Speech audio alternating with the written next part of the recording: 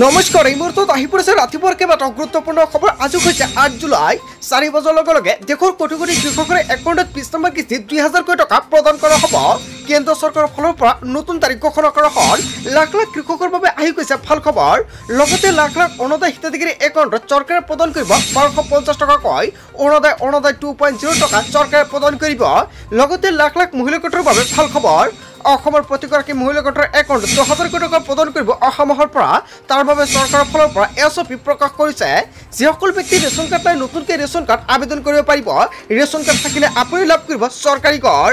কেৱল ইয়াৰ নহয়, মুখ্যমন্ত্ৰী ডক্টৰ হিমন্ত বিশ্ব শৰ্মাই ডাঙৰ মন্তব্য কৰিছে। লগতে কেইবাটাও ৰাজনৈতিক খবৰৰ লগতে অৰাজনৈতিক খবৰ যুগুত কৰা হৈছে। আজিৰ দিনটোত গোটেই অসম তথা ভাৰতৰ বিভিন্ন প্ৰান্তৰ পৰা যুগুত হৈছে কেইবাটাও ডাঙৰ খবৰ।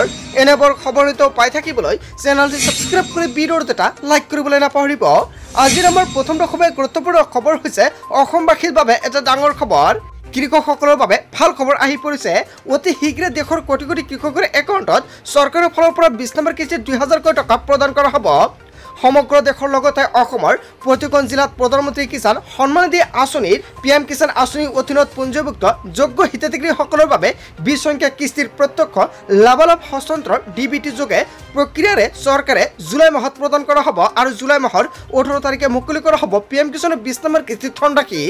সকলোৱে ৱেইট কৰি আছে PM কিষাণৰ 20 নম্বৰ কিস্তিৰ টকা কেতিয়া প্ৰদান কৰা হ'ব। অৱশেষত কৃষকসকলৰ বাবে আহি গ'ল ভাল খবৰ। কিছুমানৰ একাউণ্টত কেন্দ্ৰ চৰকাৰৰ ফালৰ পৰা 2000 কোটি টকা প্ৰদান কৰা হ'ব আৰু কিছুমানৰ একাউণ্টত 4000 কোটি টকা প্ৰদান কৰা হ'ব।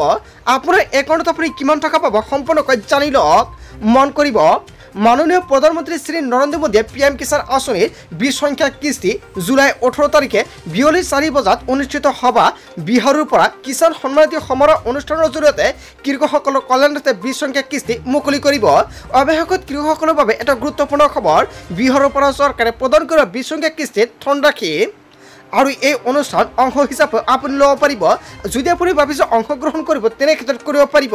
কিন্তু অসমৰ প্ৰতিখন জিলাত আয়োজন হ'বলগীয়া লাইভ টেলিকাষ্টৰ কাৰ্যসূচীত সংযুক্ত হ'বলৈ কৃষক ৰাইজক আহ্বান জনোৱা হৈছে। আপুনি লাইভৰ জৰিয়তে সম্পূৰ্ণকৈ আপুনি জানিব পাৰিব।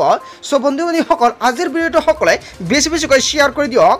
লগতে কোন কোন কৃষকৰ একাউণ্টত 2000 কোটি টকা সোমাব আৰু কোনবোৰ কৃষকৰ একাউণ্টত 4000 কোটি টকা সোমাব প্ৰথমতে সম্পূৰ্ণকৈ জানি লওক। যিসকল কৃষকে PM কিষাণৰ 19 নম্বৰ কিস্তিৰ টকাটো লাভ কৰাই সেইসকলৰ একাউণ্টত কেন্দ্ৰ চৰকাৰৰ ফালৰ পৰা 4000 কোটি টকা প্ৰদান কৰিব। আৰু যিসকলৰ একাউণ্টত চৰকাৰৰ ফালৰ পৰা 19 নম্বৰ কিস্তিৰ টকা প্ৰদান কৰা হৈছিল, এতিয়া 20 নম্বৰ কিস্তি 2000 কোটি টকা আপুনি লাভ কৰিব। কিন্তু টকা পোৱাৰ আগতে কৃষকসকলে কৰিব লাগিব 3টা গুৰুত্বপূৰ্ণ কাম।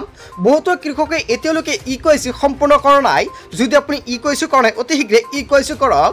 লগতে মাটিৰ নথি পত্ৰ যদি সঠিকভাৱে আপুনি আপডেট কৰা নাই পৰ্টেলত তেনে ক্ষেত্ৰত অতি শীঘ্ৰে আপডেট কৰক। 18 তাৰিখৰ পূৰ্বে আপোনালোকৰ কৰিব লাগিব। আৰু যিসকলৰ একাউণ্টৰ সমস্যা আছে অতি শীঘ্ৰে পোষ্ট অফিচৰ একাউণ্ট অপেন কৰক। পোষ্ট অফিচৰ একাউণ্ট থাকিলে চৰকাৰৰ ফালৰ পৰা যেতিয়া টকাটো প্ৰদান কৰা হ'ব লগে লগে আপোনাৰ একাউণ্টত সোমাই পৰিব। আৰু যাৰ বাবে সকলোকে এইকেইটা কাম কৰিবলৈ আহ্বান জনাইছে। কৃষকসকলৰ বাবে ভাল খবৰ। আজিৰ ভিডিঅ'টো সকলোৱে বেছিকৈ শ্বেয়াৰ কৰি দিব, কিয়নো 20 নম্বৰ কিস্তিৰ নতুন তাৰিখ ঘোষণা কৰা হৈছে। চ' বন্ধু বান্ধৱীসকল, এটা ডাঙৰ খবৰ আহি পৰিছে। লগতে যিসকল কৃষকে ভাবিছে নতুনকৈ আবেদন কৰিব তেনে ক্ষেত্ৰত কৰিব পাৰিব। যদি আপোনাৰ মাটিৰ নথি পত্ৰ আছে তেনে ক্ষেত্ৰত ঘৰতে বহি আপুনি কৰিব পাৰিব। নতুনকৈ কেনেকৈ আবেদন কৰিব যদি আপোনালোকৰ ভিডিঅ' লাগে নিশ্চয় কমেণ্ট কৰি জনাই দিব। নেক্সট ভিডিঅ'ত সম্পূৰ্ণকৈ ষ্টেপ বাই ষ্টেপ দেখুৱাই দিম আপুনি কেনেকুৱাকৈ আবেদন কৰিব। আৰু আবেদন কৰাৰ সময়ত আপোনাৰ জমাবন্দী কপি প্ৰয়োজন হ'ব। লগতে আধাৰ কাৰ্ডৰ লগত যিখন মোবাইল লিংক আছে সেইখন হ'লে আপুনি নতুনকৈ আবেদন কৰিব পাৰিব ঘৰৰ পৰাই। তাৰপিছত অসমবাসীৰ ৰাজযুক্ত নৈচমৰ পৰৱৰ্তী খুবেই গুৰুত্বপূৰ্ণ খবৰ। লগতে ডাঙৰ খবৰ, সাধাৰণ জনতাৰ ওপৰত আন এক মাথমাৰ। মোবাইল ৰিচাৰ্জ প্লানত পুনৰ অধিক ধন ভৰিবলগীয়া হ'ব পাৰে আপুনি। আকৌ ৰিচাৰ্জ প্লানৰ মূল্য বৃদ্ধি কৰাৰ প্ৰস্তুতি চলাইছে টেলিকম কোম্পানীসমূহে। 10ৰ পৰা 12% পৰ্যন্ত মোবাইল ৰিচাৰ্জৰ মূল্য বৃদ্ধি পাব বুলি এটা ডাঙৰ খবৰ আহি পৰিছে। অভূতপূৰ্বভাৱে গ্ৰাহকৰ সংখ্যা বৃদ্ধিৰ বাবে মহঙা হ'ব মোবাইল ৰিচাৰ্জ। ইয়াৰ পূৰ্বে যোৱা বছৰৰ জুলাইত বাঢ়িছিল মোবাইল ৰিচাৰ্জৰ প্লানৰ মূল্য। কিন্তু এইবাৰ চলিত বছৰতে মে' মাহত অভিলেখ ৰচিছে 74 লাখ নতুন গ্ৰাহকে লৈছে সংযোগ। নতুন গ্ৰাহকৰ এই সংখ্যা যোৱা 29 মাহৰ ভিতৰতে সৰ্বাধিক। অৱশ্যে এই পৰ্যন্ত কোনো টেলিকম কোম্পানীয়ে নিশ্চিত কৰা নাই এই তথ্য। এই বছৰৰ পিছতে পুনৰ মোবাইল ৰিচাৰ্জ প্লান বৃদ্ধিৰ খবৰক লৈ তীব্ৰ প্ৰতিক্ৰিয়া।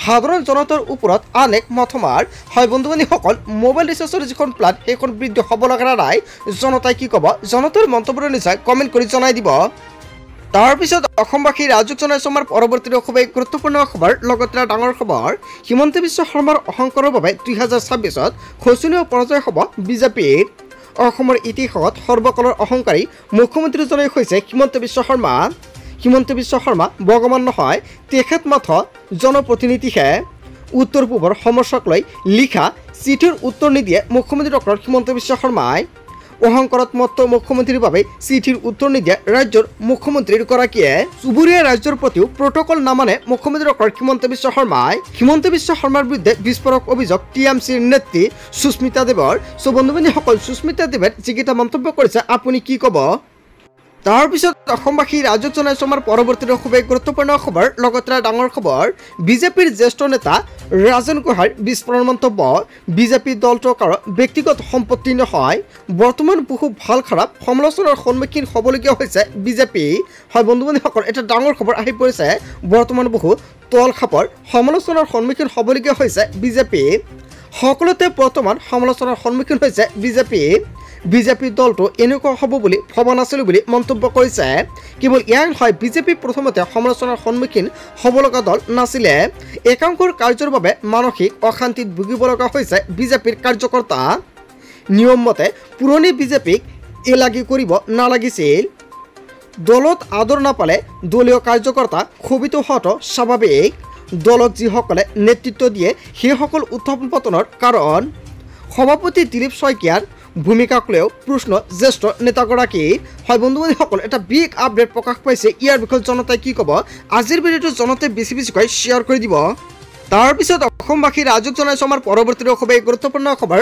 লগতে ডাঙৰ খবৰ দেশৰ সম্পত্তি কুক্ষিগত হৈছে একাংশ ধনী লোকৰ হাতত দুখীয়াসকল দুখীয়া হৈ গৈ আছে এই ব্যৱস্থাৰ পৰা শীঘ্ৰে দেশবাসী উদ্ধাৰ কৰিব লাগিব কেইবাটাও ডাঙৰ মন্তব্য কৰা হৈছে ভাৰতত প্ৰতিদিনে ধনীসকল ধনী হৈ গৈ আছে আৰু দুখীয়াসকল দিনে দিনে দুখীয়া হৈ গৈ আছে আমাৰ উদ্দেশ্য হ'ব লাগিব দৰিদ্ৰতা নিৰ্মূল কৰা যুৱ মৰ্চাৰ বাবে ৰোজগাৰ সৃষ্টি কৰা কিন্তু ইয়াৰ বিপৰীতে একাংশ পুঁজিপতি সদায় ধনী হৈ আছে এই সমস্যাৰ পৰা মুক্ত হ'বলৈ হ'লে শীঘ্ৰে দেশত সম্পত্তিৰ বিকেন্দ্ৰিক কৰিব লাগিব দেশৰ দুৰৱস্থা উদঙাই কেন্দ্ৰীয় মন্ত্ৰী নীতিন গাডকাৰীয়ে কৰিলে ডাঙৰ মন্তব্য হয় বন্ধু বান্ধৱীসকল নীতিন গাডকাৰীয়ে ডাঙৰ মন্তব্য কৰিছে আৰু নীতিন গাডকাৰীয়ে যিটো মন্তব্য কৰিছে জনতাই কি ক'ব জনতাৰ মতামতটো নিশ্চয় কমেণ্ট বক্সত জনাই দিয়ক তাৰপিছত অসমবাসী ৰাজক জনাইছো আমাৰ পৰৱৰ্তী খুবেই গুৰুত্বপূৰ্ণ খবৰ লগতে ডাঙৰ খবৰ ৰাজ্যত কোনো কাৰণতে বন্ধ নহয় উচ্ছেদ কঠীয়াৰ নামত কংগ্ৰেছে ৰাজনীতি কৰিছে বুলি মন্তব্য কৰিছে মুখ্যমন্ত্ৰী ডক্টৰ হিমন্ত বিশ্ব শৰ্মাই